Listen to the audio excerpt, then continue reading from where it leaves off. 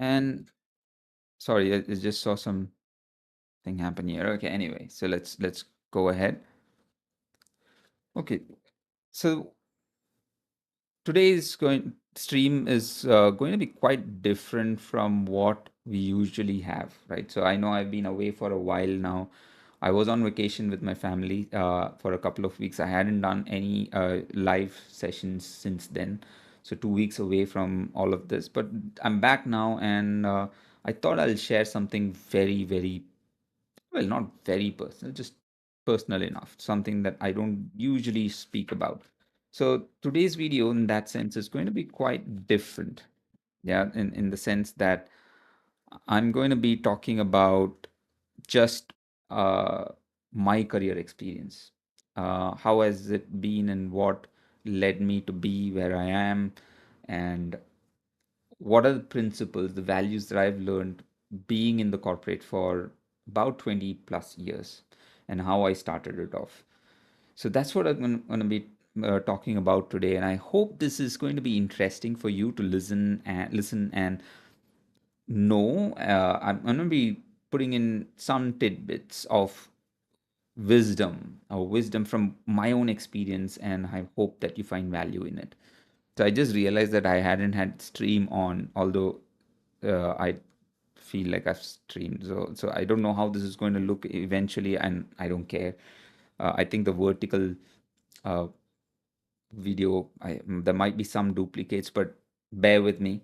Um, I think the whole point that I want to drive today is to just the authentic version of what I've learned and what are the experiences that led me to learn uh, career growth in general. So there are been peaks and troughs. There are times when I've grown quickly, and then another times when I haven't. I'd struggled, felt stagnant. And what are the things that I did to sort of get my career back on track, career growth back on track, right? So that's what we'll be talking about today. And in the meantime, if you have any questions, just let me know. Put it on the chat, and I'll be keeping an eye out for that. So let's go for it. Uh, so I did my MBA from Marshall University, and I after that I Marshall University USA came back to Bangalore. Looking for a job. Wasn't very active at it. I was basically quite chill, right? I was having a good time with my friends, going out for coffees and beers and relaxing. And one of my friend basically said that there is a interview open interview that is happening in one of the fintech companies. Do you want to give it a try? And I was like, okay, I am here, might as well. I asked him, when is it? And he's like, it's right now. It's across the road. Just walk over and get on with your interview. And I was like, I was in my jeans and t-shirt, and I wasn't prepared at all. So I said, I don't have a resume in hand. And back in those days, you had to take a printout with you, right? So back in 2006, this happened in, I think, July 2006. So that's when I actually get to this. And yeah, well, I took a printout of my resume, walked in, and I got the job. I didn't expect it. That was my first interview, and the last interview for my first job, and I just got the job. And well, I started in September 2006 of that year. It took a couple of months for them to finish all of the formalities and give me the offer. But anyway, 2006. And my whole idea of getting a job at that point was that the pay was decent. It's good enough for a single bedroom rented apartment, and that I shared with a friend of mine. And then just enough to have fun every once in a while, and 3 meals a day. And that's basically it. And I was always very enthusiastic about fitness. In building muscles and so on. So the good thing was that the office had an amazing gym, and that was another reason I decided to just go for the job, right? So a lot of things, let's just say a lot of things fell into place, and I felt like this is the right place to start. And the idea was that I'll spend about a year working here, and then possibly move to another company where I'll probably get a good increase in pay, and I keep doing that. That was the whole idea. I didn't have a big goal.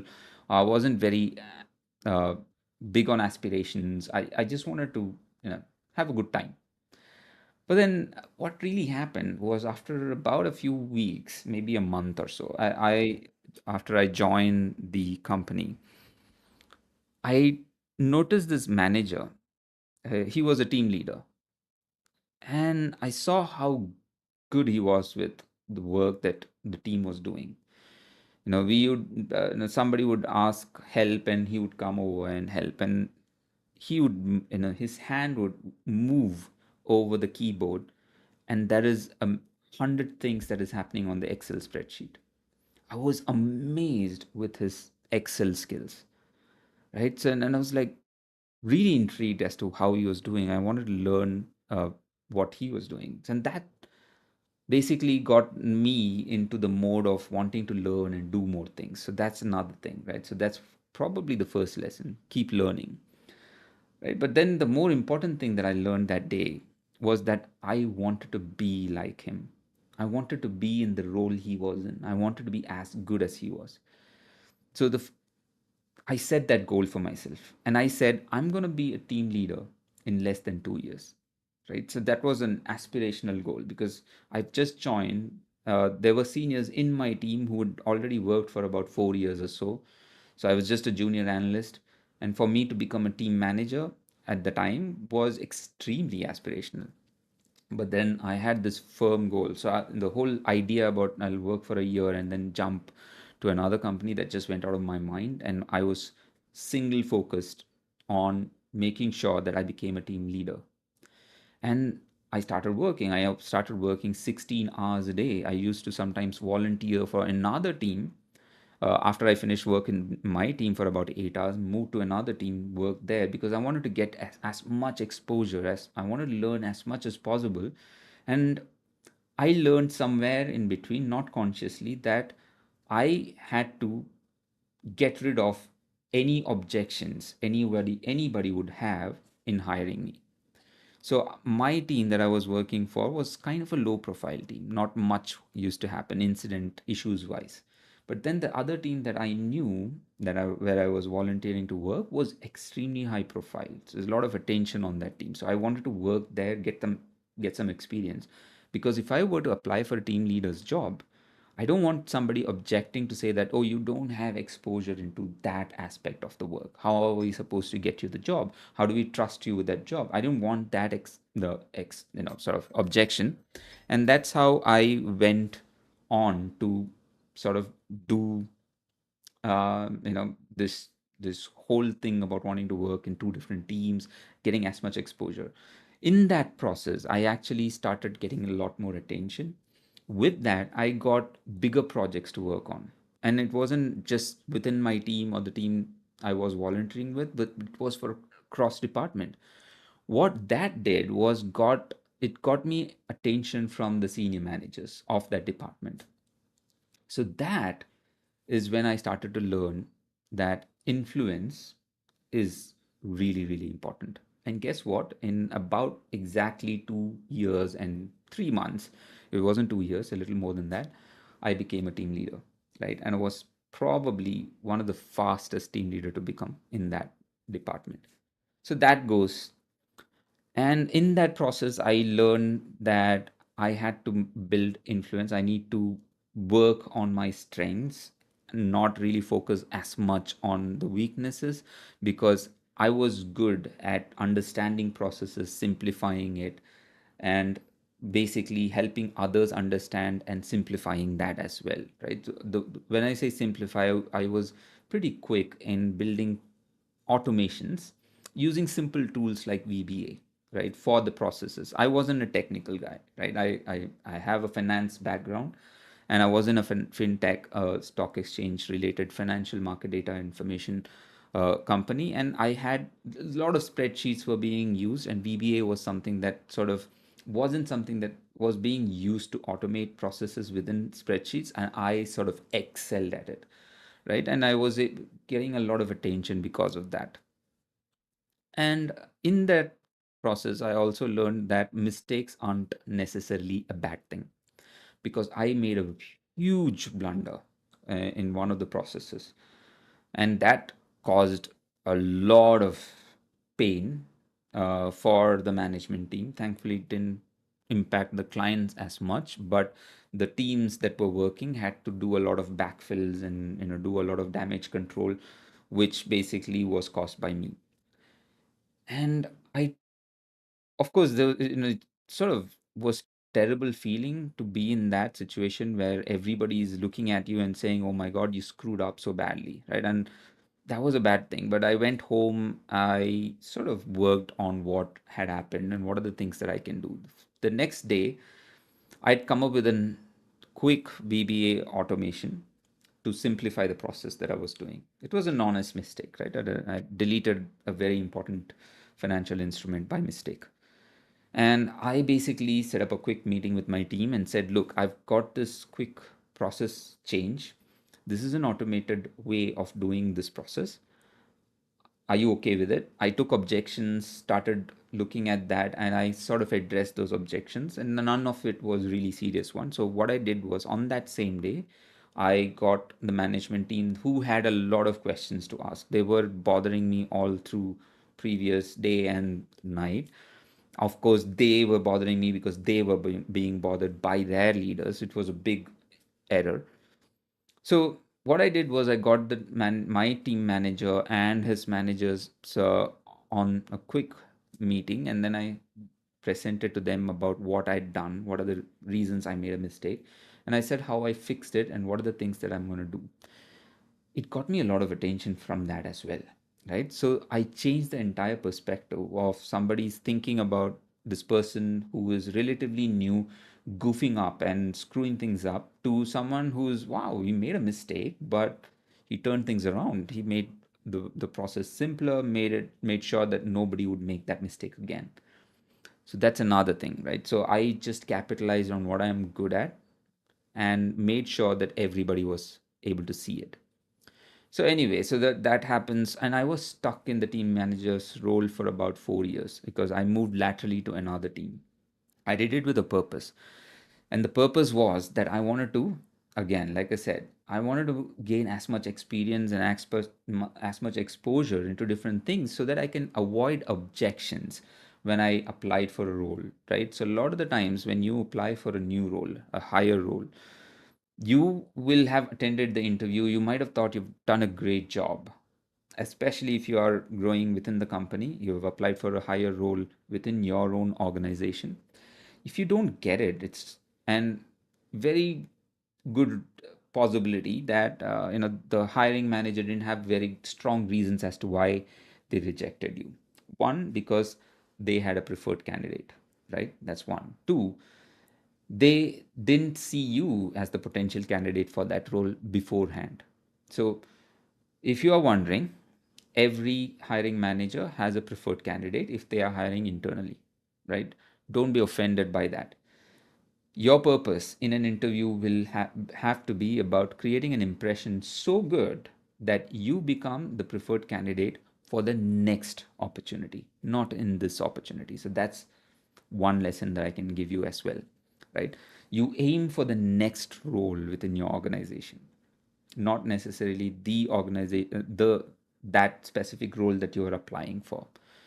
So that's another thing that I learned. So every interview that I've attended, my intention was to create a good impression, good enough, so good that they would consider me, or rather, they would offer me the job without even applying. So after that, every role that I got, I was asked to apply for it, right? I was told that I'm coming up with a role. This is the role. I'd like you to apply for it. And the whole reason wasn't because I did something amazing. It's just that I had been working really hard, smart as well. Pick on the projects and pick the battles that you know you can win, right? So pick projects that you can showcase your strengths in, and then you build a good network of leaders, right? So potential hiring managers, and you capitalize on that as much as possible in that relationship. You showcase your strengths and let them see how good you are at the work that you do. So that's how I got pretty much all of my roles from there on. Anyway, so 4 years as a team manager, and then there was a point where I felt like I made a mistake in moving to another team laterally because of the fact that, well, I moved to a team that was extremely difficult, right? And in fact, when I got into that team, many people that knew me reached out to me and said, "Are you crazy? Why do you even want to get into something so difficult? You're going to hate your life." And the fact is that it did happen. It was so bad that there were times when I used to drive back home, I get into my parking lot, and I would be sitting in the car and I would cry. The amount of stress that I had to go through in that team was incredible. I used to work 18, 19 hours and I still had a lot of firefighting to do. It was so bad that I'd applied for role for an assistant manager. It was a step up for me, but I just didn't have the time for it to prepare for it. It was so bad that I just couldn't get the job. I had attempted, I think, about four different kinds of assistant manager role and never got it, right? And that was when I realized how important it is to be prepared for the interview. So it was around that time that first thing I did was I simplified my entire teams. I had three high profile teams reporting to me, and I just restructured the entire thing. I just reached a structure from ground up. Everything about those three teams had changed completely. They were focused individually at different market. I sort of dissolved that. I said everybody focuses on everything, but then I then created teams specifically focused at projects, specifically focused at service, tickets handling, and then of course production. So I changed the entire thing. That sort of got me a lot of attention again because nobody thought that could be done. But once I did that, I had a lot of time in my hand because I sort of structured the team so well that not many escalations were created or were caused. I didn't have to firefight every day, and I just basically sit back and let the team run its thing. And once I became an assistant manager, right, I was struggling to understand how I'd go from there, right? It's a manager's role next.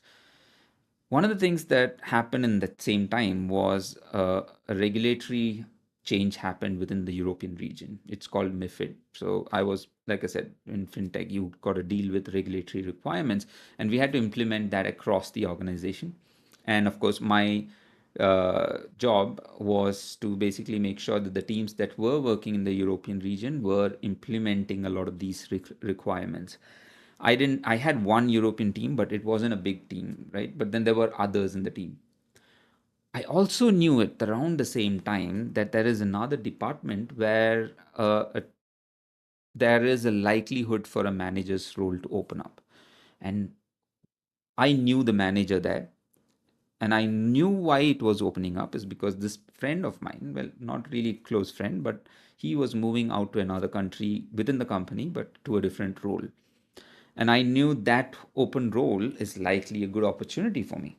So what I did was I jumped at the opportunity to work on the MiFID project, the regulatory project, because I knew that the department head of that new other department would be involved as well. And I wanted some way of getting an official way of building a network and building a relationship with that person. So I jumped at that opportunity. I said I volunteered and said I'll take care of the regulatory rollout for the entire department. And I had the opportunity to work with this new leader. And like it was expected, this friend of mine moved out and there was an open role. And this manager, the new hiring manager, was watching me very closely and I put the best effort. I made all the right things. I did as much as possible. I helped him out in some of the problems. I showcased all of the strengths that I have, how good I was with automations and simplifying processes. And he was absolutely impressed. And the moment that open role came up, he offered me that role. Well, obviously, like with any case, he basically said there's going to be a role. I hope you'll apply for it. And I did, and I got the job. Right. So that is another lesson. Being an introvert, networking wasn't easy at all.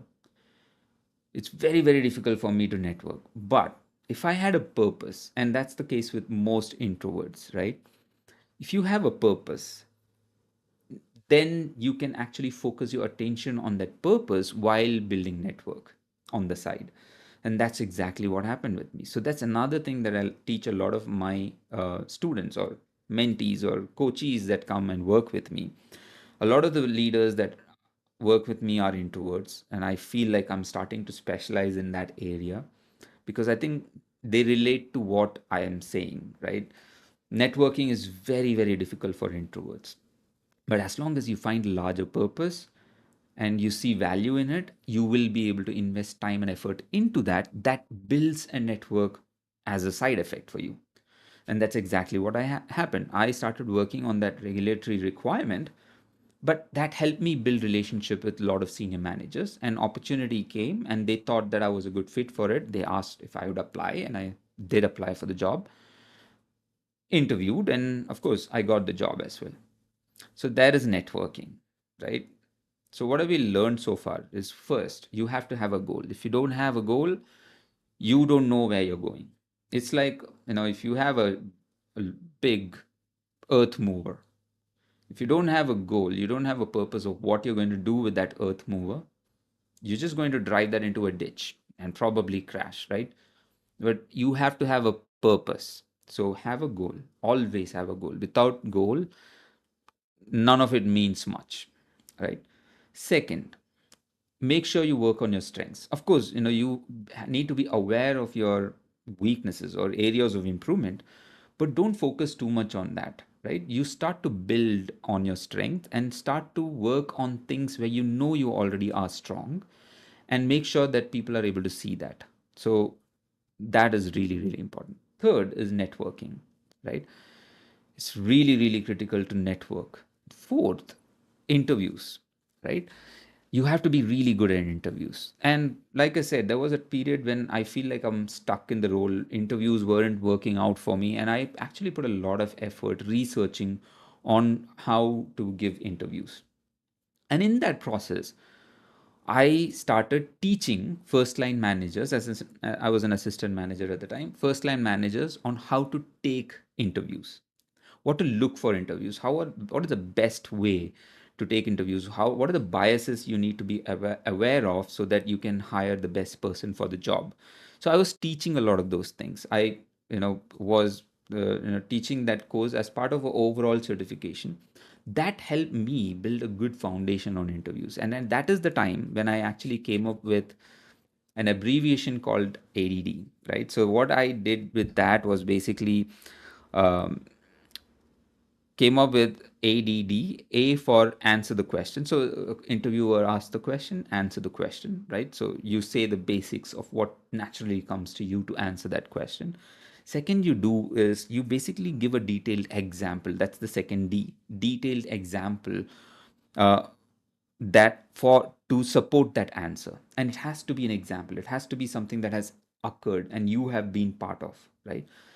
So that was the second D. And then the third D was to describe the value of that answer or the example, right? What is the value that you're driving with it? So that was my three framework that I used to teach. Now I have a different framework. I call it PACER, PACER. I won't get into the details of it. And if you're really interested, I have an entire course and I do a one-on-one coaching on how to be successful in an interview. I call it the unfair advantage in interviews. If you're interested, just hit me up and we can work together on that. But anyway, going forward, so I learned a lot about it. And I'll tell you what, this is the fifth, another lesson that I'll tell you is that if you teach somebody something, your learning is going to be much better. So you will learn far more if you actually start teaching somebody on that concept. It doesn't matter what it is. You could be learning something new, right? And the best way to learn something new and sort of make sure that you sort of absorb it entirely as good as you can is to actually start teaching somebody that. So that's something that helped me as well. So from there on, interviews have never been a problem. I have 100% success rate. Every single interview that I attended, I have been successful. There have been some that I botched it up on purpose because I didn't want the job. I've been through the process and I felt like this is not a good fit. And I basically said, sorry, I don't think it's a good use of our time. But other than that, 100% success rate. And I helped a lot of leaders go through this whole process and be really, really successful. Anyway, so moving on from there, assistant manager and then manager, and then of course I went on to become director, senior. I was a quality manager. It was another step up, and then director for a global customer support organization. So that's basically how my journey has been. And in this time, one thing that has always been sort of very important is consistency. What I mean by that is consistency is absolutely critical.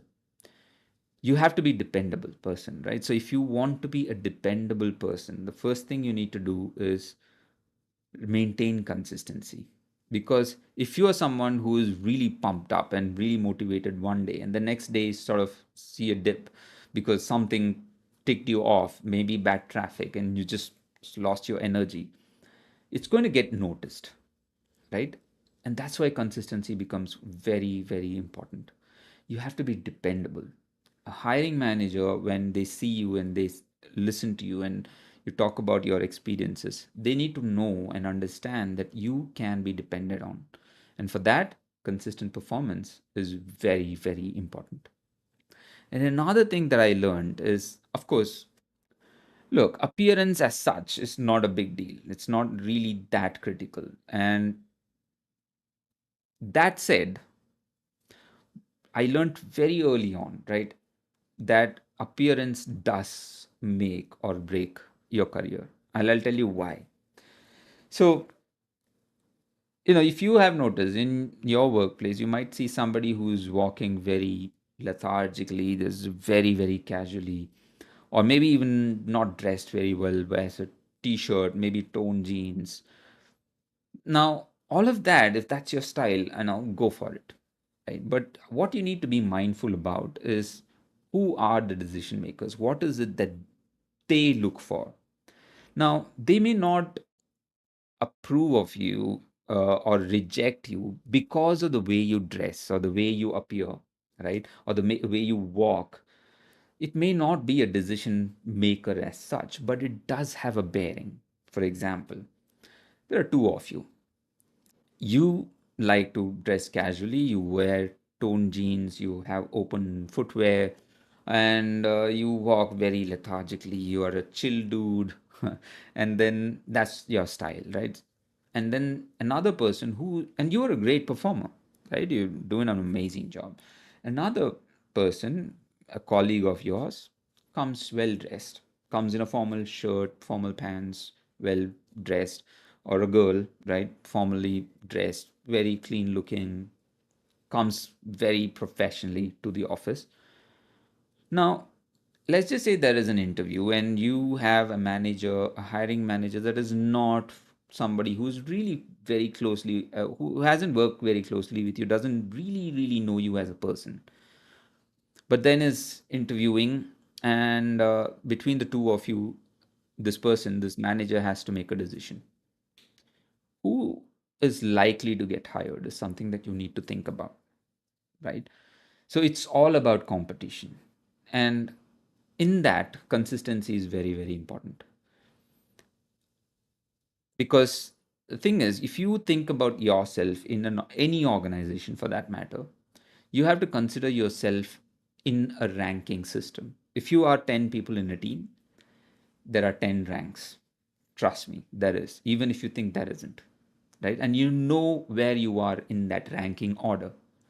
The top person, the first ranker, right, is going to get preferences, right? I've seen Gen Alpha put up reel that says, "Oh, if you are a favorite of your manager, you will get promoted or you will get a better hike or better rating, performance rating." Well, that's a lot of bull crap because, quite honestly, if you are a manager, you know it that that is nothing a manager gets, a people leader gets from being playing favorites with any one of their employees, because all it does is kills the reputation of that leader, of that people leader. There's no other benefit. say for example, I have a friend, I have a 5 member team, one of my them is a close friend of mine, terrible at work, but then I give that person an increase in pay that others don't have, or I get that promotion person promoted. What I've done there is basically discourage everybody else from working hard. So all the good people are going to leave me, right? They leave the manager and not the job, right? Not the company. So they leave me. I am stuck with this person, and I've encouraged this person to do terrible because there's no incentive for this person to do better or work harder, because they know that, oh well, my friend is a manager and he's going to give me or he or she is going to get me a good increase. But then think about it. Every terrible thing, all the mistakes that happen within the team is going to be done by this person. And who is going to get blamed for all of that? Not that person, it's the manager. So if you think a manager is going to play favorites, well, I'm not saying it doesn't happen at all. There might be some aspects of it, but a lot of people that come to me for coaching are mid-level leaders and senior leaders. And I tell them, first thing I tell them is, you have to have an inner circle. You might have 10 people reporting to you, but have at least 3 people that are really close to you. And that's really, really important, because these are the people who are high performers, who are dependable, who will get the job done, who you can encourage to apply, groom, and get them to a higher role. That's your responsibility as a leader. Now, if you see that as politics, your loss. I've seen people talk about others who may, go and have a casual coffee chat with the manager's manager, senior leader, or they have a very casual conversation, or they strike up a good relationship with a senior leader. You there are people at the back of the room that are like looking at that person, oh my god, this person plays politics, or he or she is kissing ass, or sucking up to the boss. You could say all of that, but the loss is yours, because that is how organizations are designed. It's not politics. You might think that is politics, but it isn't. Well, or another way of putting it is that organizations by design are political. I'll give you an example. I'll give you a solid example. Say a finance team and a marketing team, right? And it is organization that has a structure. There is a finance team, there's going to be a marketing team. A finance team is going to keep a tab on the spendings done by the marketing team, right? And finance team will employ every tool possible to make sure that the marketing team does not overspend, right? That does not go beyond the budget. And that's the same with, say, the marketing team will push as hard as possible the engineering team, right? Or the product team, to make sure that they build the best kind of product that the marketing team can sell. And they're going to push as hard as possible. Now, a finance team is going to push their agenda of why they are doing that. But if you look at it from top down, you will see that there is politics happening, because between marketing team and finance team, there is a lot of friction. And that is between marketing team and, say, engineering or a product team, there is a lot of friction. It's designed that way so that everybody can keep a check on themselves. And that's pretty much exactly what happens at individual level as well. You are competing with a whole bunch of people, and you are being stack ranked, right? If you don't show consistency, say for example, you apply for an interview, you don't get the job, and you get demotivated, you sort of lose interest, and you're like, oh, this is all nonsense, this is not working out for me. And you go down, your energy goes down, the next day you don't show up well, you don't work well enough, right? Believe me, in the stack ranking, if you were the first person, you are likely to get a next promotion. You start to go down, there is another person who's going to take your place instantly. Doesn't take much. If you're taking a break today, in that same time, you should know that there are 5 other people who decided to sit there and work harder. Now, I'm not saying it's a rat race and you need to do something about it. Well, there are ways you can work out, right? That's exactly what I teach. You don't have to be stressed about it. You just have to be smarter about it, right? And there are many different ways you can actually do that. I can tell you right now, I never worked too hard. Initially, yes. First couple of years before I became a team leader, yes, I worked hard. There were times in between when you end up having to work hard because that's the kind of team or that's the kind of work that you have. But you have to work smarter. You have to find systems and strategies that gets you out of it. So in this last part, there are a few things that I spoke about that I think you should take away as a lesson. First thing, there is no politics. Or if there is politics, it's not necessarily bad thing. There are some bad things, right? There are always exceptions to what I'm saying, right? What any rule, there is some exceptions. But largely, politics is designed by the organization so that you can compete and do better, right? Second, consistency is very, very important. There's nothing that beats consistency more than, in any form or shape. Of course, being smart and hard work is what you need to be consistent about, right? Third, learning happens better if you are able to apply that and teach somebody else about that. So that's when you start to learn better. Fourth, build network, right? Build networks that where you can showcase your strengths and portray what you can do, and they are able to see the best version of you at any time, right? So that's another thing. And of course, of all these things, right? So one thing that I'll always say is the way you look and what you do, the way you walk, all of that matters. And of course, there's a controversy about that, saying that, oh, you can't, you're supposed to be, in organizations these days say you be yourself, bring your authentic self. That, in my opinion, is a lot of bull crap, right? To an extent, yes, but you cannot go out of norm. There's probably another 5 years from now, everybody wears toned jeans or everybody's in shorts, possibly, right? So that is a different time. But if that happens, you adapt. Adaptability is your strongest suite. So you have to be able to adapt to the environment that you are in. You have to switch yourself to that environment so that you can excel in it, right? So that's another important lesson I can tell you from my own experience. I know it was a lot of rambling and a lot of speak as it came to me, but and I wish I'd structured it a little better. Maybe there's going to be another structured version of it sometime, but I just wanted to come live and talk about a lot of these things. Now, if you are interested, I have quite a few programs that are running. Well, a couple of them, not few. One is, of course, on interviews. I've just structured this whole pacer thing and created a really well structured uh, learning, self-paced learning, which is a 9-day program that you can get into that will help you make sure that you are successful in interviews 100% of the time, right?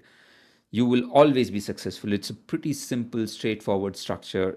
Way if you just put that as a system, if you take that, adapt it, practice it, there is no way you will be rejected in an interview. Impossible. Yeah. But like I said, you always apply for the next role. If you're working within your organization, you applied for a role within your organization, know that there is a preferred candidate. Your target should be to become the next preferred candidate. Yeah. So that's another lesson that I'll tell you. So yeah, so that's there, and of course there is a 60-day leadership challenge, which is I call it the leadathon, which will teach you everything that I've just spoken about and more. Of course, much better structured. It is something that I've planned. It's again self-paced. It's a 60-day program. All you need to do is 30 minutes a day, uh, just over the weekends or just over the weekdays, if that's what you prefer. And you will get all of the different systems that I have applied to grow in my career that you can apply straight off. All of that comes with AI based assignments that, and what it does basically, why I have used AI in a lot of those things is because, of course, it's a group session, right? And it's hard to customize when you're running a group session.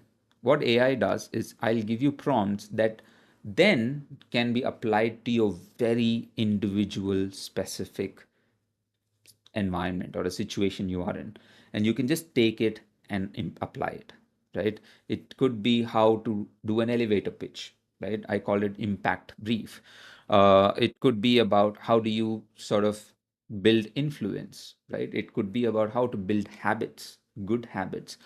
So all of that is AI backed, so that you don't have to worry about how do I apply this for myself in my situation. You don't have to worry about any of those things. You just go ahead and take that prompt, put it in there. You have to give some inputs of your own, and then it'll structure in everything very, very customized just for you, right? So that's as simple as it gets. And of course, you have one-on-one sessions with me as well.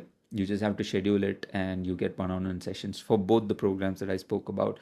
You will have a calendar. It's free, and you just have to select the time that works for you, and then of course we'll have a one-on-one session. So that's how we'll with that. Anyway, now I'll end this conversation.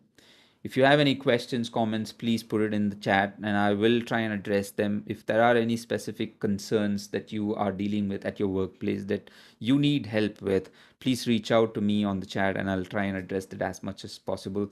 And of course, I would strongly encourage you to go check out www.rakeshravindran.com um, website. And yeah, if you have are not already subscribed to my channel, please do subscribe. If you like this video, please hit the thumbs up icon, and make sure that hit the bell icon for every time I come online or live, or when I post a new video on YouTube channel. I don't see any other questions, so thank you so much for all of you who are watching me live at this moment. Thank you very much, and I will see you next time. Thank you. Bye.